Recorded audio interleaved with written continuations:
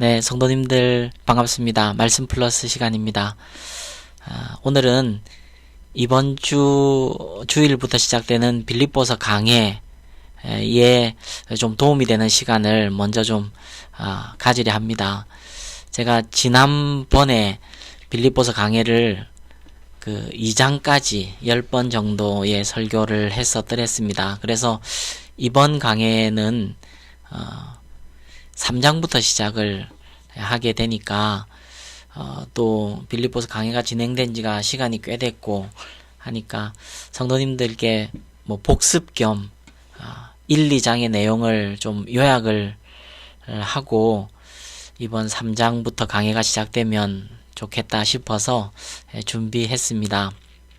우리 성도님들이 이번 주 월요일부터 빌립보서를 구약 2장, 빌립보서 1장 이렇게 해서 매일 읽어가고 있는데 여러분 이렇게 말씀의 깊이 좀 들어가서 바울의 마음에서 또 빌립보 성도들의 마음에서 성경을 읽고 그 말씀이 우리 안에 살아 역사하는 그런 기간이 되었으면 좋겠습니다. 여러분 잘 아시는 대로 빌립보서는 바울의 그 사역 거짓 말기에 쓰여진 책입니다. 특별히 로마 감옥 안에서 쓰여진 책이다 해서 옥중서신이라고 불리죠. 그 감옥 안에서 쓰여진 성경이 빌립보서 말고도 3권이 있습니다. 그래서 총 4권인데요. 에베소, 빌립보, 골로새, 그 다음 빌레몬 이렇게 4권 중에 빌립보서입니다. 이 빌립보서는 제가 청년 때 참 은혜를 받았던 그래서 또 되게 친숙한 그런 성경 중에 하나지 않습니까?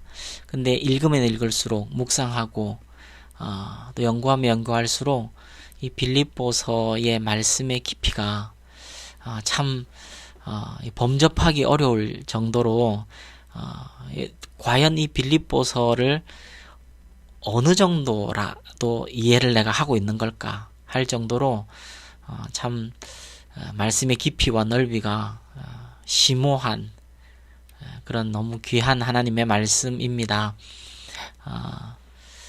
빌립보서를 바울이 쓰신 그 배경에는 한 3가지 이유가 있을 것이다 이렇게 여겨집니다.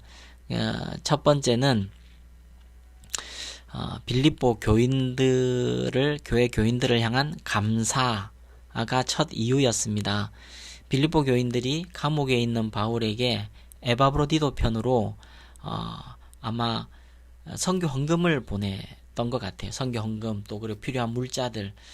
그래서 거기에 대해서 바울이 너무 기뻤고 위로가 되었고 그래서 감사한 그런 편지였습니다. 4장 18절에 보면 내게는 모든 것이 있고 또 충분한지라 에바브로디도 편에 너희가 준 것을 받음으로 내가 풍족하니 이는 받으실 만한 향기로운 제물이요 하나님을 기쁘시게 한 것이라.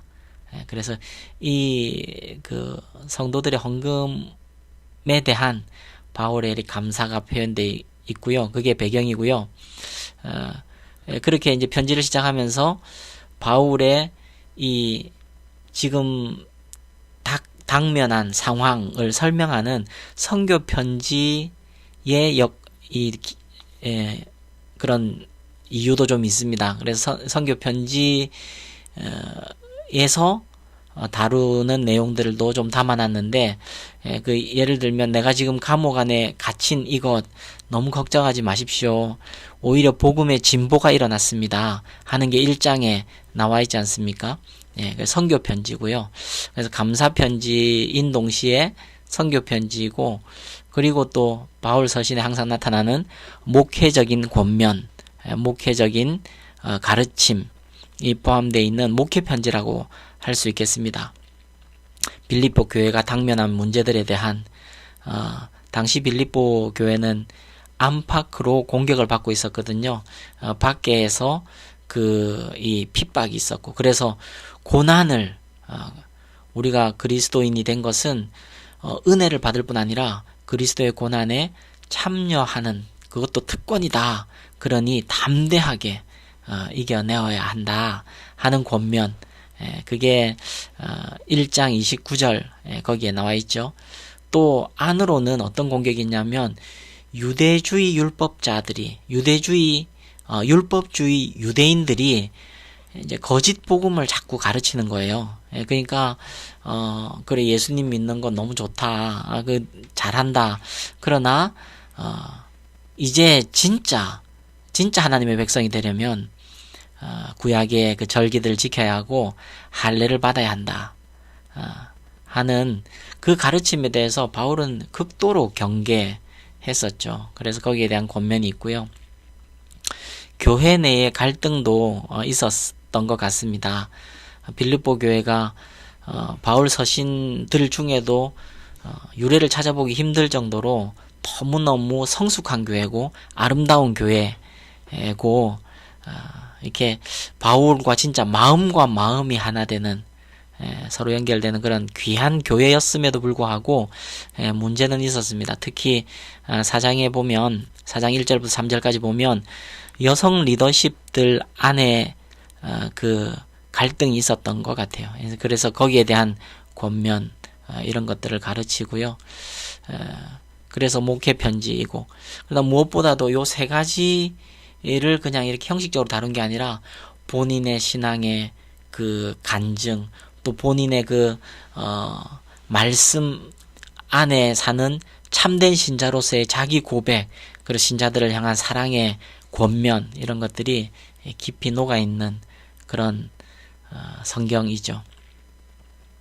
빌립보서는 이제 별명이 여러분 있습니다. 여러분 한 번쯤 들어보셨죠? 빌립보서를 기쁨의 서신이다, 이렇게 부릅니다. 기쁨이란 단어가 17번 나와요.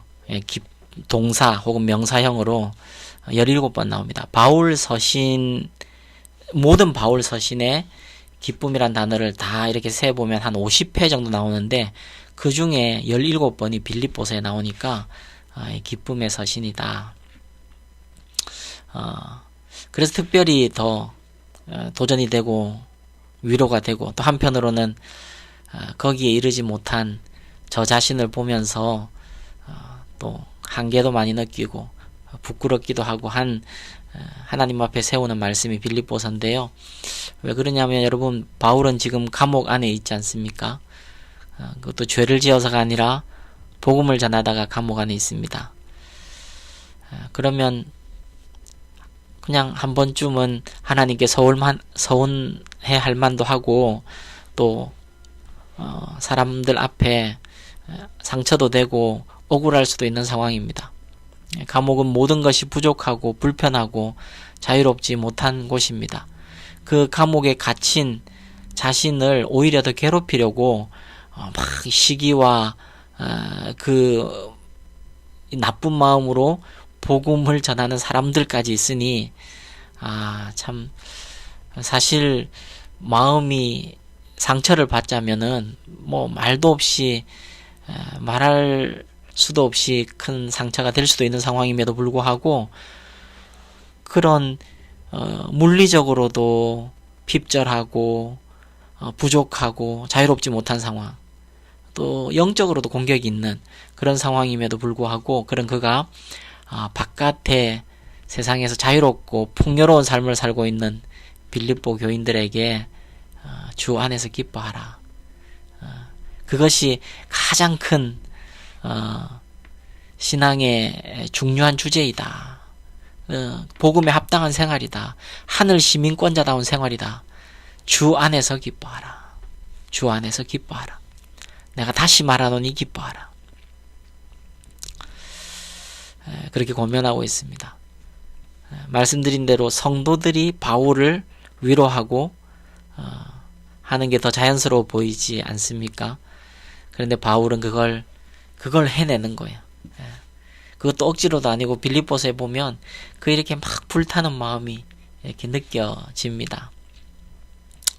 부럽기도 하고, 한편으론 이 가난한 저를 보면서, 내 자신을 보면서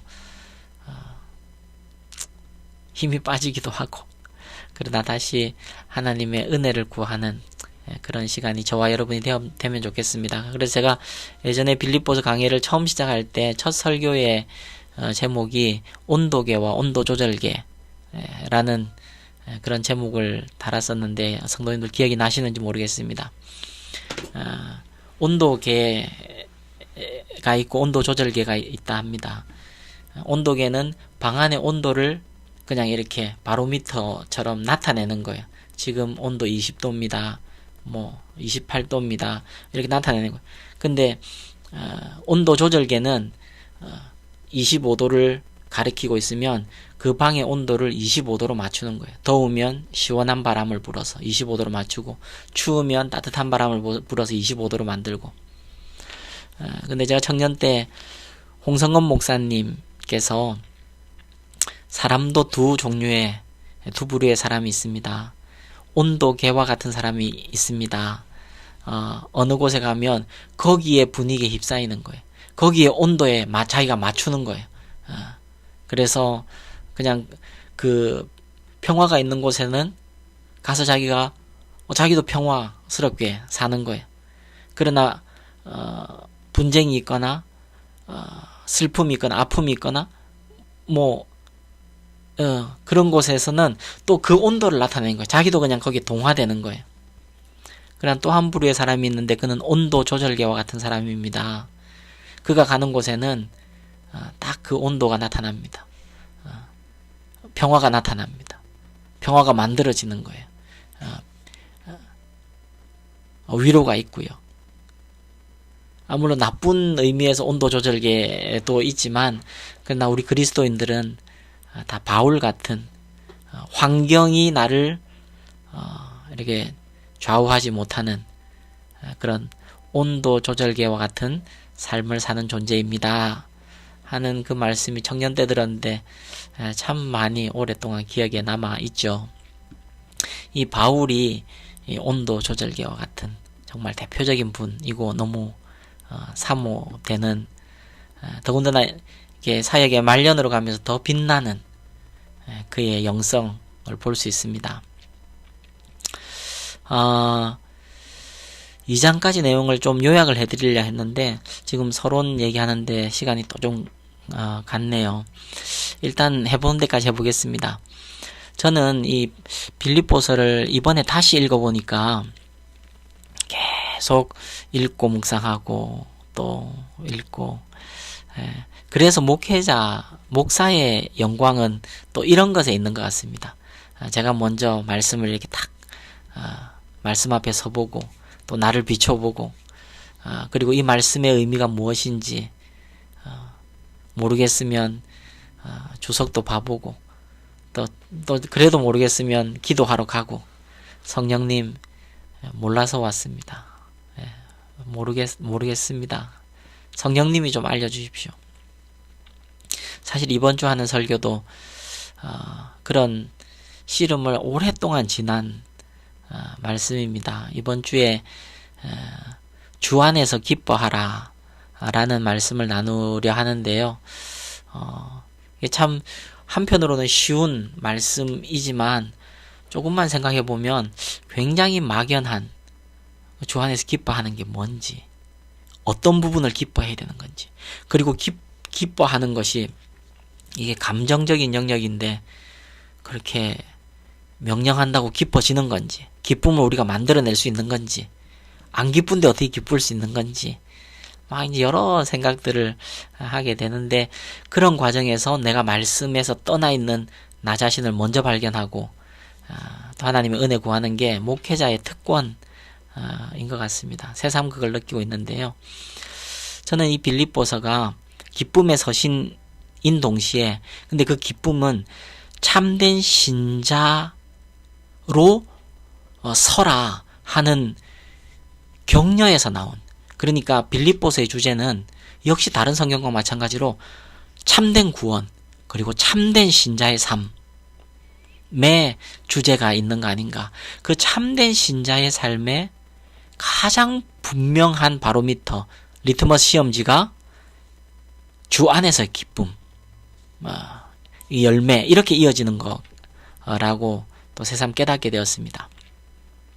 그리고 바울이 빌립보 교인들을 얼마나 아끼는지, 얼마나 사랑하는지, 그게 절절히 녹아있는 걸 자주 보는데, 그래서 2장까지 내용을 보니까 제가 한 세 부분으로 나눌 수 있겠더라고요. 세 부분으로. 그래서 이 첫 번째 그냥 단락이라 할까요? 1장 1절부터 11절까지인데 여기는 바울과 빌립보 성도님들 안에 그 사이에 성도님들 사이에 참된 사랑의 관계가 절절히 녹아 있어요. 그래서 내용을 좀 요약해 드리면 이렇습니다. 3절부터 5절까지 그냥 여러분이 성경을 읽으셨으니까 이렇게 한번 들으며 쫓아와 주시죠. 여러분을 생각할 때마다 저는 하나님께 감사하며 기도합니다. 기도할 때 항상 기쁨으로 간구합니다. 왜냐하면 여러분들은 첫날부터 복음을 위한 일에 참여하고 있기 때문입니다.